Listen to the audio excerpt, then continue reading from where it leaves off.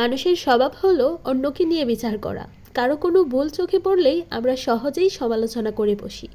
অথচ সমালোচনা করা যতটা সহজ, তার জায়গায় দাঁড়িয়ে সেই পরিস্থিতি বোঝা ততটাই কঠিন। প্রতিটি মানুষের জীবনে কিছু না কিছু কষ্ট, সংগ্রাম আর সীমাবদ্ধতা থাকে।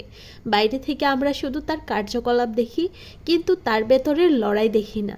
তাই সমালোচনা করার আগে আমাদের মনে রাখা উচিত তার অবস্থায় আমরাও হয়তো একই কাজ করতাম।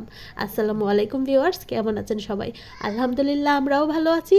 প্রতিদিনের মতো সারাদিনের একটি ব্লগ শেয়ার করব, আশা করছি পুরো ভিডিওটির সাথেই থাকবে। সকালের নাস্তা আজকে একা একাই খেয়ে নিচ্ছি। ছেলেটা এখনো ঘুমোচ্ছে, আর আপনাদের ভাইয়া অনেক আগেই অফিসে চলে গেছে নাস্তা না খেয়ে। আমিও আমার নাস্তা সেরে নিয়েছি, আর কিছুদিন থেকে দুপুরের রান্নাটাও প্রায় সকাল সকাল আমি সেরে ফেলি, কারণ পরে দেখা যায় ছেলেটা ঘুম থেকে উঠে ওকে একটু সময় দিতে হয়। আজকে দুপুরবেলা রান্না করব মাছের ডিমের ভর্তা, সাথে টমেটো চাটনি আর হচ্ছে মুরগির মাংস আর মাছের ডিম ভিজিয়ে রেখেছি। সেগুলো নর্মাল হতে হতে এখানে আমি টমেটো চাটনিটাও বসিয়ে দিয়েছি, মশলা কষিয়ে নিয়েছি। আজকে টমেটো চাটনিটা একটু ঝাল ঝাল করেই করব। তার ভিতরেই কিন্তু মাছের ডিম আমি সুন্দর করে ধুয়ে নিয়েছি, তারপর পরিমাণ মতো পানি দিয়ে তার সাথে সামান্য পরিমাণ ধনিয়া গুঁড়ো, হলুদ গুঁড়ো, মরিচ গুঁড়ো দিয়েছি, সাথে হচ্ছে পেঁয়াজ কুচি, রসুনের কোয়া আর হচ্ছে অল্প পরিমাণ রান্নার তেল দিয়ে আমি জাল করে নিয়েছিলাম আর কি। আর এদিকে কিন্তু টমেটো চাটনিটা হয়ে গেছে, ধনিয়া পাতা দিয়ে উঠিয়ে নিয়েছি।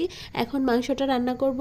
এখানে বেশ কিছু পেঁয়াজ কুচি দিয়েছি। পেঁয়াজটা যখন হালকা একটু ভাজা হয়ে গেছে তখন সেখান থেকে অল্প পরিমাণ উঠিয়ে রেখেছি ভর্তা বানানোর জন্য, আর বাকিগুলো আমি বেরেস্তার মতো করে ভেজে এর সাথে পরিমাণ মতো পেঁয়াজ, রসুন বাটা, আদা বাটা, সাথে হচ্ছে শুকনো যে মশলাগুলো লাগে সব কিছু দিয়ে আমি মশলাটাকে খুব সুন্দর করে কষিয়ে নিয়েছি। আজকে অনেকদিন পর মনে হচ্ছে মশলা কষিয়ে আমি মাংস রান্না করছি। অন্যান্য সময় দেখা যায় আমি মাংসটাকে সবসময় হাত দিয়ে মেখে রান্না করি। এদিকে কিন্তু ডিম ভর্তার জন্য রেডি হয়ে গেছে, আর এখানে মাংসের সাথে কিছু আলু দিয়ে নিচ্ছি। আলু দিয়ে আরো কিছুক্ষণ আমি কষিয়ে নিয়েছিলাম, তারপর একসাথে ঝোলের পানি দিয়ে নিয়েছিলাম। মাছের ডিম আমি চুলা থেকে উঠিয়ে রেখেছি ঠান্ডা হওয়ার জন্য। ঠান্ডা হয়ে গেলে আমি ব্লেন্ড করে নেব। অল্প একটু ব্লেন্ড করব যাতে সবকিছু একটু মিক্সড হয়। আর শেষের দিকে আমি এই ভর্তাটার সাথে ধনিয়া পাতা অ্যাড করেছিলাম, স্কিপ হয়ে গেছে। আর এই যে দেখুন ব্লেন্ডার করার পর আমার ভর্তাটা কেমন দেখা যাচ্ছে।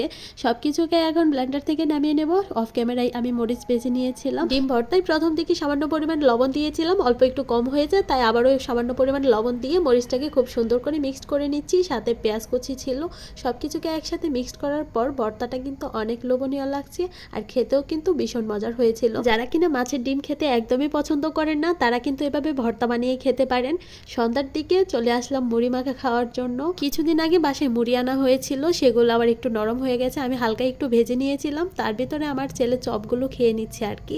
যতটুকু ছিল ততটুকু দিয়েই মুড়ি মাখা করা হয়েছে, আর খেতে কিন্তু ভীষণ মজার হয়েছিল। আর আমার জামাইয়ের হাতে মুড়ি মাখা মানে স্পেশাল। আজকের ভিডিওটি এখানেই শেষ করছি। কেমন হয়েছে কমেন্ট করে জানাবেন। আল্লাহ হাফেজ।